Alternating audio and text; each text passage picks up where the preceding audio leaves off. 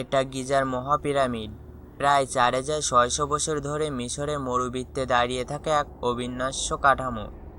মানব সভ্যতার ইতিহাসের সবথেকে দীর্ঘ সময় ধরে এটাই ছিল পৃথিবীর সবথেকে উঁচু ভবন। এটা শুধু একটি সমাধি না, এটা তৈরি করা হয়েছিল চিরকাল টিকে থাকার জন্য। কারণ এখানে শুয়ে থাকার কথা ছিল একজন দেবতার। ভূমিকম্প, ক্ষয়, যুদ্ধ কিছুই একে ভাঙতে পারেনি। ডাকাত ঢুকেছে, ব্রিটিশ অভিযাত্রীরা ডায়নামাইট ব্যবহার করেছে, এমনকি মিস্টার বিশও এখানে এসেছে। তবুও কেউ জানে না 4500 বছর আগে ঠিক কিভাবে এটা বানানো হয়েছিল। 2 থেকে 3 মিলিয়ন পাথরের ব্লক। কিছু ব্লকের ওজন 50 মেট্রিক টন। এর বেশ প্রায় 7টা নিউ ইয়র্ক সিটির ব্লকের সমান, 1 ইঞ্চিরও কম ঢাল। আর চারদিকে এমন নিখুঁতভাবে উত্তর, দক্ষিণ, পূর্ব, পশ্চিমে বসানো, যেন কম্পাস আবিষ্কারের 1000 বছর আগেই কম্পাস ব্যবহার করা হয়েছে। আজও কেউ নিশ্চিতভাবে বলতে পারেনি এটা কিভাবে সম্ভব হলো। খুফু ও তার স্বপ্ন। এই পিরামিডের মালিক ছিলেন ফারাও খুফু, পৃথিবীর সবথেকে ধনী সাম্রাজ্যের রাজা, আর নিজের বিশ্বাসী একজন দেবতা। তার বাবা সেনেফেরু পিরামিড বানানো শুরু করেছিল, কিন্তু তার নকশা ভুল ছিল। খুফু চেয়েছিল আরও বড়, আরও নিখুঁত, আরও চিরস্থায়ী কিছু। এই কাজের জন্য সে বেছে নেয় একজন মানুষকে, তার সৎ ভাই হেমিউনু, একজন অসাধারণ স্থপতি। হেমিউনু এমন একটি পিরামিড কল্পনা করেন যার ভিতরে থাকবে 3টা সমাধি কক্ষ, ভুয়া দেওয়াল, গোপন পথ, আর একটা অসাধারণ করিডোর, গ্র্যান্ড গ্যালারি। রাজার চেম্বার বানানো হয় দূরের আওসান থেকে আনা গোলাপি গ্রানাইট দিয়ে, এত নিখুঁতভাবে জোড়া একটা রেজর ব্লেডও রোকে না। সবশেষে পুরো পিরামিড ঢেকে দেওয়া হয় সাদা সোনা পাথরে, যা সূর্যের আলোতে ঝলমল করত, আর চূড়ায় বসানো হয় সোনার শিকড়। কিন্তু প্রশ্ন একটাই, এত ভারী পাথর এত উঁচুতে তুলল কিভাবে? তত্ত্ব এক, বাইরের র্যাম্প।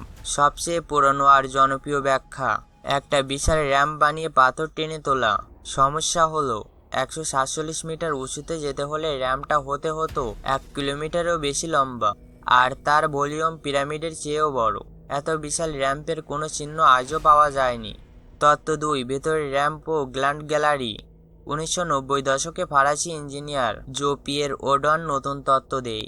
তার মতে শুরুতে একটা ছোট বাইরের র্যাম্প ব্যবহার করা হয়, কিন্তু পরে পিরামিডের ভেতরে বানানো হয় সপিল ঢালা রাস্তা, একটা পার্কিং গ্যারেজের মতো। আর গ্র্যান্ড গ্যালারি ছিল আসলে একটা কাউন্টার ওয়েট সিস্টেম। ভারী গ্রেনাইট ব্লক নামানোর সময় অন্য ব্লকের উপরে উঠত। গ্র্যান্ড গ্যালারির দেওয়ালে পাওয়া ঘষার দাগ এই তত্ত্বকে কিছুটা সমর্থন করে। এতে বোঝা যায় কিভাবে 50 টন ওজনের পাথর তুলেছিল তারা। তত্ত্ব 3, পানির হাইড্রোলিক লিফট। 2024 সালে গবেষণায় দেখা যায় গিজার পাশ দিয়ে একসময় নাইলের একটি হারানো শাখা প্রবাহিত হতো। প্রাচীন মিশরীয়রা হয়তো পানি চালিত লিফট ব্যবহার করেছিল, ভাসমান কাঠের প্ল্যাটফর্ম পানি নিয়ন্ত্রণ করে উপরে তোলা, একটা প্রাচীন হাইড্রোলিক সিস্টেম। কিন্তু বড় প্রশ্ন, গ্রেট পিরামিডে এমন কোনো শিফট আজও পাওয়া যায়নি। তাই অনেক বিশেষজ্ঞ, বিশেষ করে জাহি হাওয়াস, এই তত্ত্ব মানতে নারাজ। রহস্য এখনও বেঁচে আছে। আজও আমরা পাইনি পিরামিডে কোনো নকশা। যেখানে 4000 বছর আগে গাধার খাবারের রসিদ পাওয়া গেছে, সেখানে এমন একটা প্রকল্পের প্ল্যান নেই। এটাই সবথেকে অদ্ভুত।